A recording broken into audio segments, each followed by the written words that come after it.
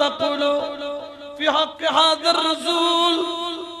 প্রশ্ন করা হবে শুধু একটাই, কবরের মধ্যে যখন যাবা তোমার সামনে একজন নূরের বর্তিকা, আলোক বর্তিকা আসবে, যাকে আমার আল্লাহ বলেন কদ জাআকুম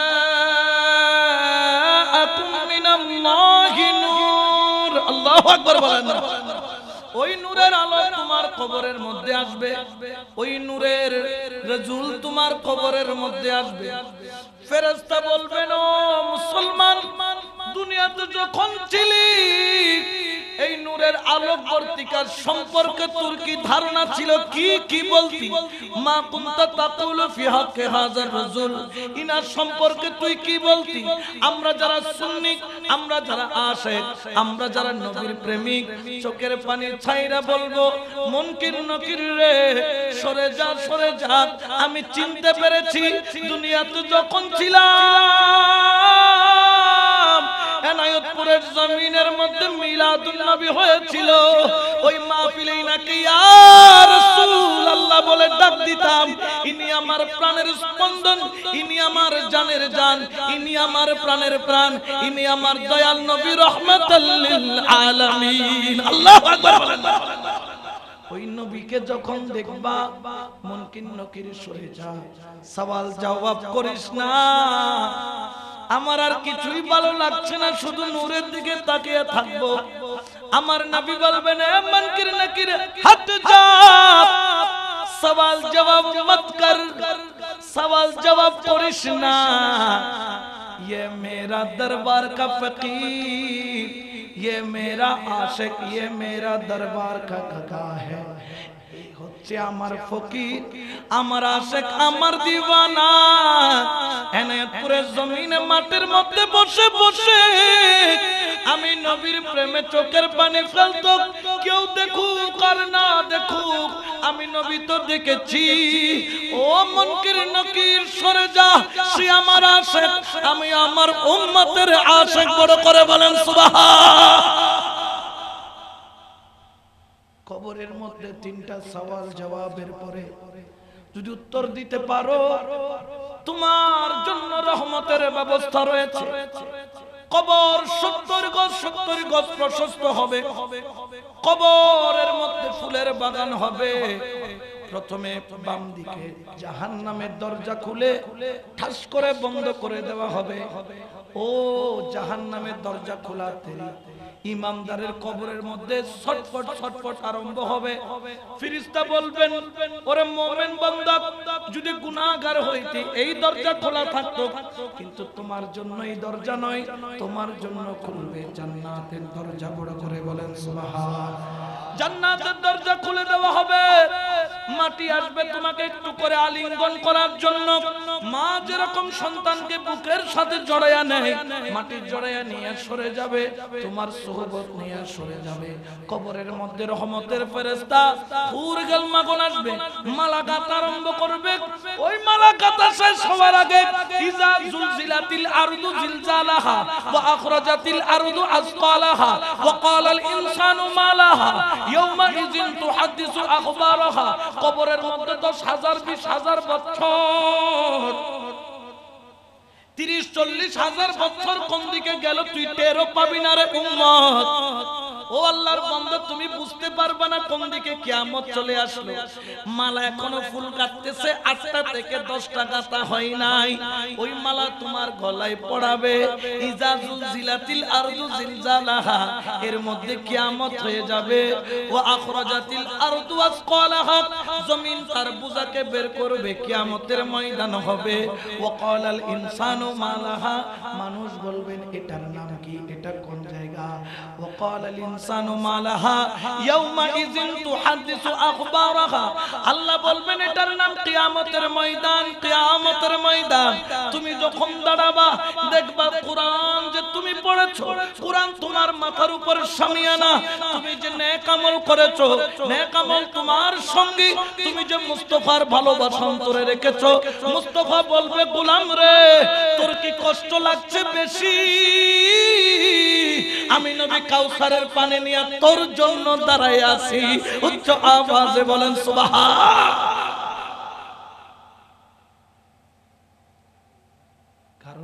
যাকে ভালোবাসবে হাসর নাসর তার সাথে হবে, ঠিক কিনা? তুমি যদি সোরকে ভালোবাসো সোরের সাথে হবে, সুদীকে ভালোবাসলে সুদীর সাথে হবে, আর গৌসুল আজম মাইজ ভান্ডারীকে ভালোবাসলে গৌসুল আজম মাইজ ভান্ডারীর সাথে হবে, ঠিক কিনা? তুমি যদি মুর্শিদকে ভালোবাসো মুর্শিদের সাথে হবে। 12 সূর্যের তাপ যখন পড়বে তুমি ছটফট করবে, মাথার এক বিঘত উপরে মাথার মগজগুলা গল গল করে নাকে দিয়া মুখে দিয়া ফেনা ফেনা হয়ে বের হবে, পেটের আত্রিগুলা টকবক টকবক করে সিদ্ধ হয়ে পায়খানার রাস্তা দিয়ে বের হবে। বেসাহারা তুমি, কেউ তোমার নাই। ওই মুহূর্তে নবী আয়েশা কাউসারের পানি খাওয়ায়া দিবে। ওরে মুমিন, তুই তো দুনিয়াতে আমারে বলিস নাই, দাড়িগুলা যে লম্বা করছিলি তোরে কতজনে কত কিছু বলছে, এই তোরে দাড়ি রাখলে বুড়ার মতো লাগে, তুই দুনিয়ার কাউরে পাত্তা দিস নাই, আমি নবীকে ভালোবেসে দাড়ি রেখেছিস, লম্বা চুল রেখেছিস বাবরি, মাথাটা গরম হইয়া যায়, মাথার মধ্যে প্রতিদিন শ্যাম্পু করা লাগে, তারপরেও বাবরি চুল তুই রেখেছিস, আমি নবীর প্রেমে নামাজ পড়েছিস, রোজা রেখেছিস, হজ করেছিস, যাকাত দিয়েছিস, জিকির করেছিস, ওলি আল্লাহর দরবারে গিয়েছিস, আমি নবী এবং আল্লাহর প্রেমে। আজকে আমার আল্লাহ তোরে বলে নাই, আমি নবীও তোরে বলি নাই, বড় করে বলেন সুবহান। ও আল্লাহর বান্দা, আরেকটা বিষয় হলো, 1 নম্বর গেল এই আখিরাত সম্পর্কে, কিয়ামতের ময়দান সম্পর্কে। যারা নবীর প্রেমিক তারা নবীকে 3 জায়গায় খুঁজে পাবে। কাউসারের কিনারায় নবীকে পাবে, না হয় মিজানের কিনারায় পাবে, না হলে ফুলসিরাত। 3 জায়গার এক জায়গায় পাবে। আর যে দুনিয়াতে নবী নবী করে নাই, শুধু টাকা টাকা করেছে, দুনিয়া দুনিয়া করেছে, ক্ষমতা ক্ষমতা করেছে, বাহাদুরি দেখিয়েছে, দুনিয়ার গায়ের ক্ষমতা, শক্তির ক্ষমতা, অন্যায়ের ক্ষমতা দেখিয়েছে, সে দৌড়াইয়া কাউসারের কিনারায় যাবে, নবী কই? একজন বলবে ফুলসিরাতের কিনারায় দেখছি, ফুলসিরাতের কিনারায় যাবে, সেখানে পাবে না, কোথায় গেছে? বলবে মিজানের কিনারায় দেখছি, মিজানে যাবে, আবার বলবে কোথায়? কাউসারের কিনারায় ঘুরতে থাকবে, নবীকে খুঁজে পাবে না, ঠিক না? আর গোলাম মুস্তাফা দেখে দেখে কাউসারের পানি খাওয়াবে, খাওয়াইয়া তাদেরকে নেককারের কাতারের মধ্যে জড়ো করবে। ওরে আল্লাহর বান্দা, যখন আমরা গুনার খাতা নিয়ে যখন যাব, মিজানের পাল্লায় যখন ওজন করা হবে, থরথর করে কাঁপবো। আজকের এই বিচারের উপর নির্ভর করছে আমি কোথায় যাব। দেখা যাবে আমার নেকির পাল্লা থেকে বদির পাল্লা বাড়ি, আমি কেঁদে দিব, ইয়া রাসূলুল্লাহ আমার আমল কম হইতে পারে, তোমার ভালোবাসা কম নয়। আমার নবী বলবো, উম্মতরে চিন্তা করিস না, মিম হা মিম দাল মুহাম্মাদুন সাল্লাল্লাহু আলাইহি ওয়াসাল্লাম, এই শব্দটা নেকির পাল্লায় তুলে দেওয়ার দেরি, নেকির পাল্লা মন ভারী হবে, যতই বদি দিক না কেন ভারী হবে না। ওই মুহাম্মদ শব্দের এত পাওয়ার, ওই শব্দের গুণের কারণে ওই গুনাহগারও জান্নাতি হয়ে যাবে। উচ্চ আওয়াজে বলেন সুবহান। কিন্তু কিয়ামতের ময়দানে ওই ব্যক্তি আল্লাহর রহমত থেকে মাহরুম যাবে, যে নিজের মা বাবার সাথে খারাপ আচরণ করবে। কি আচরণ? খারাপ আচরণ। এখানে অনেক আছেন সুন্নিয়তের জন্য জান প্রাণ, কিন্তু দেখা যায় মায়ের সাথে কোনো সম্পর্ক। অনেক আছে সুন্নিয়তের জন্য লক্ষ লক্ষ টাকা খরচ করে, কিন্তু মা পাড়ায় পাড়ায় মানুষ থেকে মেগে মেগে খায়। এরকম আছে কিনা? এমনও দেখেছি বৃদ্ধাশ্রমের মধ্যে মা বাবা, ছেলে লন্ডন আমেরিকায় থাকে, কোটি কোটি টাকার মালিক, ঈদুল আযহা ঈদুল ফিতরের একটা দিন যায়, ছেলে দেখা করা তো দূরের কথা, একটা ফোন দিয়েও কোনো খবর। খবরদার খবরদার, ও যুবক, ও যুবক, ও তরুণ, আল্লাহ কঠোর ভাবে ঘোষণা করেছেন, ওয়া'বুদুল্লাহ ওয়া লা তুশরিকু বিহি শাইআন ওয়া বিল ওয়ালিদাইনি ইহসানা। আল্লাহর সাথে আল্লাহর ইবাদত করো, আল্লাহর সাথে কাউকে শরীক করো না। এবং আমার আল্লাহ বলেন আমার আল্লাহ পাক রব্বুল আলামিন বলেন ওয়াবুদুল্লাহ, তোমরা আল্লাহর ইবাদত করো, ওয়ালা তুশরিকু বিহি শাইআন, আল্লাহর সাথে কাউকে শরীক করো না। এবং ওয়াবিল ওয়ালিদাইনি ইহসানা, এবং মেহেরবান মা বাবার সাথে ভালো ব্যবহার করো, উত্তম আচরণ করো, উত্তম ব্যবহার করো, নেক সুলুক করো, নেক আচরণ করো। বড় করে বলেন সুবহান। আল্লাহ এখানে একটা জিনিস ব্যবহার করেছেন, প্রথমে নিজের গুণকীর্তন করেছেন ওয়াবুদুল্লাহ, আমি আল্লাহর ইবাদত করো, ওয়ালা তুশরিকু বিহি শাইআন, আমি আল্লাহর সাথে কাউকে শরীক করো না। আল্লাহ তার জিকির করার সঙ্গে সঙ্গে যার দিকে ইঙ্গিত করলেন ওয়াবিল ওয়ালিদাইনি ইহসানা, মেহেরবান মা বাবার দিকে। বড় করে বলেন সুবহান। এই যে আল্লাহ পাক রব্বুল আলামিন এই কথাটা বললেন কেন? একদিন আমার কামলিওয়ালা নবী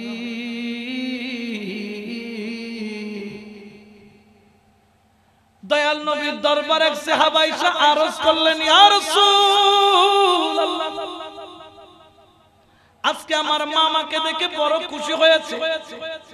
সিটাঙ্গন মধ্যে দেখা যায় যে ফুটজাত বিদেশত্ব নাই, মা ও ফুতুর ফুতুর বেড়াই ধরনে না ধরে ধরে না ওয়া ও ফুতাই সুজনা হইরে বেড়াই ধরে মার খানের মধ্যে জমকো ফরাইদের বুয়া স্বর্ণ ফরাইদের আতর বালা ফরাইদের আর মা যাতে জওয়ান আছিলাম বুড়া ছিলাম আল্লাহ বলি আতর বালা বেচছি খানোর দুল বেচছি আতর চুরি বেচছি খানোর দুল বেচবে লই আল্লাহ পর আল্লাহ ও মাঝে বিদেশ নাই সে তো আল্লাহ খানোর দুলাইনি আতর চুরি হয়নি।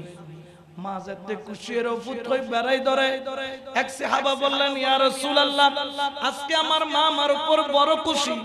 আমার নবী বললেন, না রে আমার সাহাবা, যেই ব্যক্তির উপর মা খুশি হয়ে যায়, মা যখন মুস্কি হাসি দেয়, ছেলের মাথায় হাত বুলায়, মুহাব্বতের ভাব প্রকাশ করে, ওই মুহূর্তে আল্লাহ পাক ওই সন্তানের আমলনামায় একটা মকবুল হজের সওয়াব দান করে দেয়। বড় করে বলেন সুবহান। একটা মকবুল হজের সওয়াব। কোন হজ? যে হজের মধ্যে কোনো ভুল ত্রুটি ইয়া তারা হজ করতে যাইবার আগে সেলফি মারি বেশি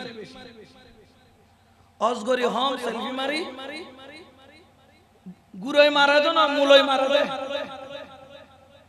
কাবা সামনে সেলফি। আমি এখন কাবা, আমি এখন হাজরাতুল আসওয়াদের সুমা দিতে যাচ্ছি, সেলফি মারেন ইবাদত করতে গিয়ে না সেলফি মারতে গিয়ে আল্লাহ জানে। আওয়ামে মারা দিয়ে এক জিনিস মুলইও মারা বড় দুঃখের বিষয়। ওই হজ যে হজের মধ্যে কোনো ত্রুটি নাই, ওরকম একটা মকবুল হজের সওয়াব দান করবেন। এক সাহাবা বললেন, যদি মা 100 বার খুশি হয়, আমার নবী বলে সন্তানটা ভাগ্যবান, ওই সন্তান একদিনে 100টা মকবুল হজের সওয়াব পাবে যদি মা তার উপর 100 বার খুশি হয়ে যায়। বড় করে বলেন সুবহান। আর যখন মা যদি নারাজ হয়ে যায়, মা যদি মুখ ফিরে নেয়, মা যদি চোখের আড়ালে টপ করে একটা চোখের ফোঁটার পানি ফেলায়, মাকে তুমি ধমক দিলা, মার কলিজার মধ্যে সিকুত কইরা এটা মার কলিজাটা ধরে গেল, কষ্ট পেলেন, আনন্দের সূর্যের আলোটা মেঘে রূপান্তরিত হয়ে গেল মায়ের অন্তরে। আমার নবী বলেন, তুমি একবার নয় 100 বার হজ করলেও, একবার নয় 100 বার হজ করলেও লক্ষ লক্ষ টাকা খরচ করে তোমার একটা হজ আল্লাহর দরবারে কবুল হবে। তাহলে মা বাবার সাথে বেয়াদবি করা যাবে? জোরে বলেন না যাবে?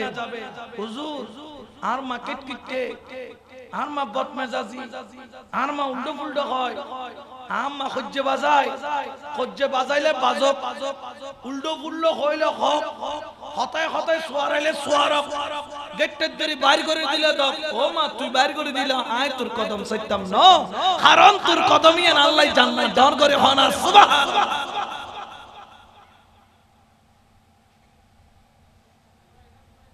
ওনারা ভিতরে আইনি না এটা বইবে জায়গা আছে এন ভাবে তি এই দেন আর কেউ আইন না পারে না কাদর শরীফ পড়েন সালাতুনিয়া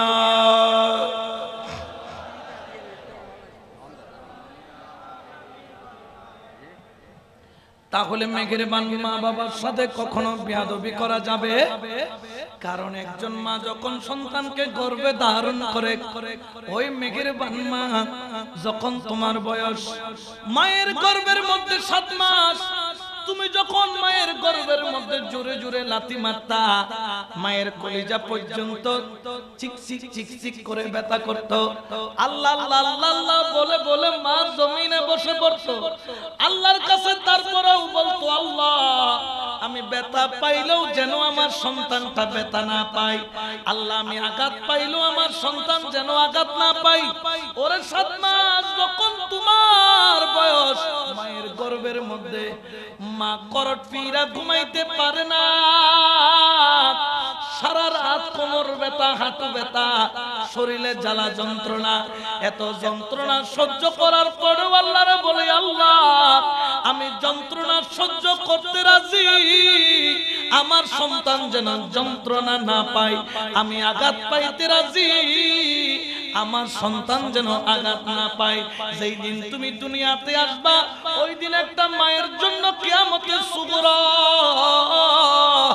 মায়ের চিৎকারে আসমান জমিন পর্যন্ত কান্দে ডাক্তার যখন বলো মা তোরে বাঁচাইতে গেলে সন্তান বাঁচবে না সন্তান বাঁচাইতে গেলে তোরে বাঁচাইতে পারবো না কি করব বল এই যন্ত্রণার ভিতরেও মা বলে আমার জান গেলে চলে যাক আমার জানের জানটা হিফাজত থাক বড় করে বলেন সুবহান এটার নাম কি মা ওরে যেই দিন থেকে তুমি দুনিয়াতে আসছো ওই দিন থেকে মায়ের কোনো স্বাদ বলতেই কিছুই নাই মায়ের পছন্দ বলতে কিছুই নাই পছন্দ শুধু তুমি ছোট ছিলা কান্না করতা মুখে বলতে পারতা না আমার খিদা লাগছে কিন্তু মায়ের কলবটা এমন জাগ্রত অন্তরটা এমন জাগ্রত তোমার কান্নার আওয়াজ ধরে বুঝতে পারতো তোমার কি খিদা লাগছে তোমার কান্নার টোন ধরে বুঝতে পারতো তুমি কি পায়খানা করবা তুমি প্রস্রাব করবা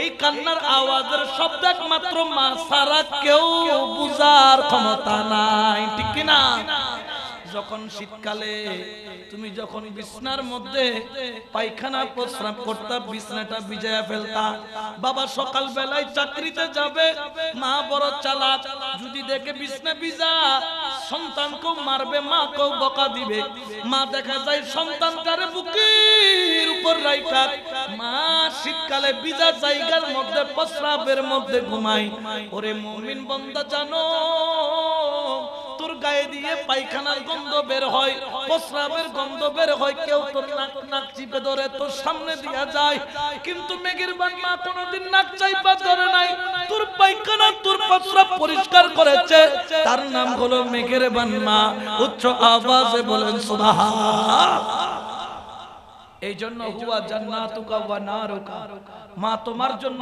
জান্নাত মা তোমার জন্য জাহান্নাম হ্যাঁ মা যদি খুশি রাখো মা বাবাকে জান্নাত মাকে যদি বেজার করো তাহলে জাহান্নাম এটা আজকে থেকে 2-250 বছর আগের ঘটনা একজনের ঘরের মধ্যে বয়স্ক মা বাবা ছিল 70-এর উপর বয়স ছেলে বউয়ের কথা ধরে একদিন মাগরিবের টাইমে মা বাবা দুটোটাকে ঘাড় ধাক্কা দিয়ে ঘর থেকে বের করে দিলেন বুড়া মিয়া বয়স 70-এর উপরে হলো তার আত্মসম্মান বোধ ছিল বুড়িকে হাতে ধরে বলে সন্ধ্যাবেলা মাগরিবের ওয়াক্তে মুরগি তার ঘরে যায় হাঁসগুলা ঘরে যায় পাখিগুলা তার বাসার মধ্যে যায় পশু পাখি প্রত্যেকে যার যার ঘরে যায় কিন্তু আমার সন্তান আমাকে এই টাইমে ঘর থেকে বাহির করলে ঘরে আর ঢুকবো না চলো বুড়া বুড়ি দুইজন হাত ধরে রওনা দিলেন অন্ধকার হয়ে আসলো কোনো টর্চ নাই বাতি নাই লাঠির উপর টুকটুক করে হাঁটে এশার ওয়াক্ত হয়ে গেল এশার নামাজ হয়ে গেল মসজিদ থেকে এরকম একজন আলেম মসজিদ থেকে বের হলো নামাজ শেষ করে তালা মেরে বের যখন হয়ে যায় দেখে দুইজন বুড়া বুড়ি চোখ দুইটা লাল চোখ দিয়া টপটপায়া পানি পড়ে। মাওলানা বুঝলেন কোন অসুবিধা আছে, দাঁড় করাইলেন। মাগো কই যাও বাবা, কই যাও? বলে কথা বইল না রে মাওলানা, যদি পারো আমাদেরকে একটু সরাইখানাটা দেখাই দাও। কারণ তৎকালীন সময়ে আল্লাহওয়ালারা সরাইখানা খুলতো, যেখানে গরিব মিসকিনদেরকে টাকা ছাড়া পয়সা ছাড়া খাওয়ানো হতো, রাখা হতো। সরাইখানায় যাব। মাওলানা বললেন, ও বুড়া বুড়ি, আমার মা বাবার বয়সী, সরাইখানা তো যাবা, দিনের বেলায় যাও নাই কেন? জঙ্গলের পথ, জঙ্গলের মধ্যে বাঘ আছে, কুমির আছে, ভাল্লুক আছে, বিষধর সাপ আছে, এই জঙ্গল দিয়া যাওয়া সম্ভব নাই। তার উপর তোমাদের কোনো লাইট নাই, কোন ধরনের ল্যাম্পের ব্যবস্থা নাই। ওই বুড়া বুড়ি বললেন, জঙ্গলের মধ্যে যদি বাঘ সিরা খায় কোনো আপত্তি নাই, কোনো আপত্তি নাই। ওই মাওলানা বুঝতে পারলেন কোন সমস্যা আছে, হাতটা গপ করে ধরলেন ওই বুড়া ব্যক্তির। বলে, ওরে মুরব্বি, লাইট নাই, আপনি যেতে পারবেন না, আমি আপনার কাছে একটা ফরিয়াদ রাখলাম। বুড়া বললেন, কি ফরিয়াদ? ওই মাওলানা কায়দা করে কথাটা বললেন বড় প্রেম দিয়ে। বলে, আমার ঘরে দুইটা কামরা, একটা কামরা হলো 14 ফিট বাই 16 ফিট, আর একটা কামরা হলো 14 feet by 12 feet. 14 feet by 16 feet কামরাটা আমি তালা মেরে রাখি। 12 বাই 14 কামরার মধ্যে আমরা স্বামী স্ত্রী 2 সন্তান নিয়ে ঘুমাই। বলেন, বড় কামরাতে কেন তালা মেরেছো? বলো, বড় কামরাটা যেমন তেমন কোন কামরা নয়, এই কামরার মধ্যে আমার থাকতো আমার মেঘের বানমা, মেঘের বান বাবা। বড় করে বলেন সুবহান। ও মুরব্বি, গত 5টা বছর আমার বাবা দুনিয়ার মধ্যে নাই, গত 3টা বছর আমার মা নাই। আমি এশার নামাজ পড়ে যখন ঘরে যাই, আমার মা চেরাক দইরা আমার জন্য বসে থাকতো, আজকে ধরার কেউ নাই। ফজরের নামাজে যখন ঘর থেকে বের হইতাম, মা সূরা পড়ে ফু দিত, ফু দেওয়ার কেউ নাই। যেই দিন ঘরের মধ্যে সকাল থেকে সন্ধ্যা পর্যন্ত মসজিদের খেদমত করে ঘরে যখন যাই, তালাটা যখন খুলি, মায়ের কথা মনে পড়ে। মা যে বালিশে মাথা রাইখা ঘুমায়, ওই বালিশটাকে বুকের সাথে বাজাইয়া কান্দি। মেঘের বান মায়ের কথা মনে পড়ে।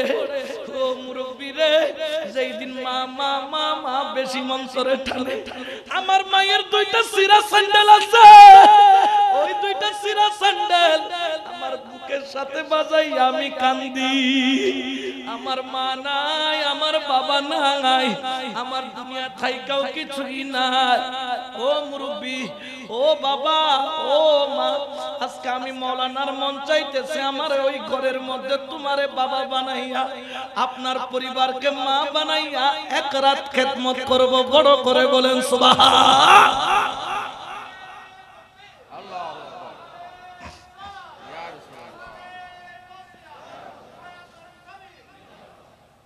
মা কত বড় নিয়ামত। ঘরের মধ্যে গেলেন, বিবিকে ডেকে তুললেন, বিবি আজকে আমার মা এসেছে, বাবা এসেছে। সুবহানাল্লাহ বলেন না? ওই বুড়া বুড়ি 2জন হুম করে কেঁদে দিয়েছেন। যার রাখার কথা সে রাখে না, আর যে বের করে দেওয়ার কথা সে রেখেছে। এই জন্য ছেলেকে আলেম বানাবেন, আলেম বুঝে মা বাবার কদর কি।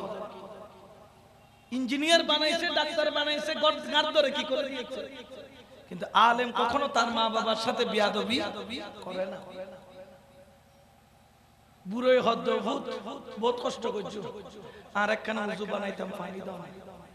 বুড়ো হদ্দে, মাওলানা যাও তাড়াতাড়ি গরম পানি করো, ঠান্ডা পানি দিও না, গরম পানি দিয়ে উজু বানাইছে বুড়া বুড়ি।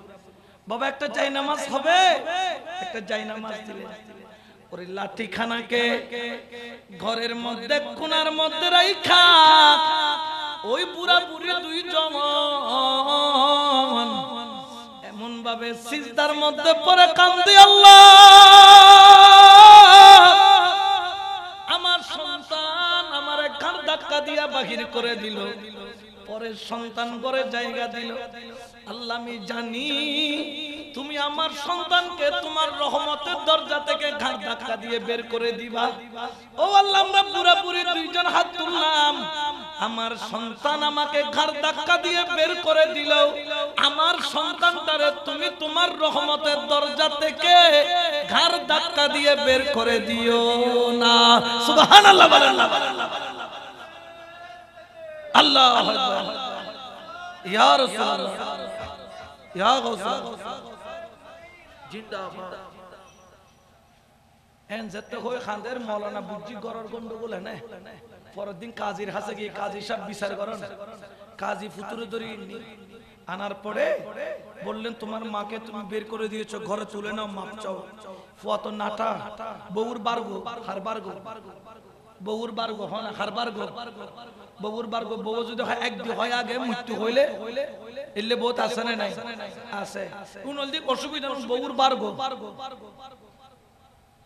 বউ শপিং করে জামাইয়ে ব্যাগ টানে বলো তো ডেইলি এগুলো যে বল অদ হনা ওয়া বল অদ হস্টেল মাইলে আছে না হনা সাই এগুলো নাম কি বল অদ চলে দে গল অদ এতলে কিয়ামতের ময়দানে ধরিব তো হল অদ ঠিক কি না কাজী সাহেব এর হদে গরল লই যায় এটা তো নাটা এটা বউর মিকে স্যার বউ কি হর বউয়ের চোখটো কি করিবি লাগি এটা হ দাঁত দ্বারা সম্ভব তো হতে ঠিক আছে কিছু গরম পড়তো না 10 খান দিন উগো হাজুর টিল্লে তোর ফেড়ালে মানে দিই হাজুর টিল্লে চিনো না ওই হাজুর গাছ ছাড়িয়ে রস লয় দুকো টিল্লে নাই ফেড়ালে বাঁধি দিও টিল্লেইবে 10 দিন লাভই 10 দিন হতে বাঁধি 10 দিন দিলে তো লাইতের কিন্তু তয় বুড়িগেরে করো হাজুরে টিল্লে দি পানি পুরাই দিয়ে হতে সাইজ যদি একটু না এক ফোঁটা পানি জমিনে চলে তাহলে তোর ফুঁতুর সামনে কি করি বলি এটা হদ অসুবিধা নাই তো বউর ভিড়ে খাইতে পারে বউলা তি কিলে বুদে কিলে নি নাও এখন কিল্লে যেতে পুরাই দি ও খোদা 10 দিন তো দূরের কথা 2-4 ঘন্টা জনের বাদে কেলিয়ে মট করে ইটি দৌড়ায়া দৌড়ায়া কাজী সাহেবের কাছে আসলেন কাজী গো মটকাটা খুলে নাও মটকাটা খুলে নাও এই মটকার ওজন নিতে পারছি না কোমর ব্যথা করছে কাজী বললেন এবার চিন্তা কর তোর মা তোরে 10 মাস এইভাবে যে গর্ভের মধ্যে রাখছে গো তোর মারও কোমর মটমট করছে কিন্তু কোনোদিন বলে নাই আল্লাহ ছেলেটারে বের করে দাও বারবার বলছে আল্লাহ আমার সন্তানটারে হেফাজত করো তাহলে ওই মা বাবা যে মা 10 মাস 10 দিন গর্ভে ধরছে ওই মায়ের সাথে কোনো বিয়াদবি করা যাবে এই জন্য আমরা সুন্নিরা মা বাবার সাথে বিয়াদবি করি না পীর বাবার সাথে বিয়াদবি ইয়া তো বহুত ফিরুন মুরিদ আছে তো ফিরুন মুরিদের খবর আছে না নাই এন ফিরে কামেল সেত্তরিকে দি মুরিদ করার মুরিদে হত দমলা তুই ফিরে বন্ধ দে হইতারি উই তুইতে হলে খবরত খনা হড়ে কামা তাদিনু তুদান যেমন কর্ম জোরখনা যেমন কর্ম ফতোয়া দিল দেখি জানো না মাইজবান্ডা যাবেন না তাবাররুক মারা ফিরে কামেল ফিরে হামেল হই তো এতলে ফিরে বে ফিরে দি জুটি মুরিদে হতে ঠিক আছে দমলো কি মাইজবান্ডা নজর দে ইয়াদের দি মাইজবান্ডা আগে ওরস হইতো তো বড় বড় 2-3 দিন ইয়া ওরস তো একটু গেলে মাসে খানে খান গাড়িও লাইন ধরে গত 26 আশ্বিন গেদি 10 এ মাগর ডইলে মানুষ হাত দিয়া লাইন দিজি মানুষ তো মন্দা চলে দুর্ভিক্ষ চলে টিয়া নাই তারপর হাত দিয়া লইয়ারে মুনিবুর কদম যার ব্যাপার কি হদিন আশিকার মাসুকুর মামলা এটা তোরা নামাই তো ঠিক কি না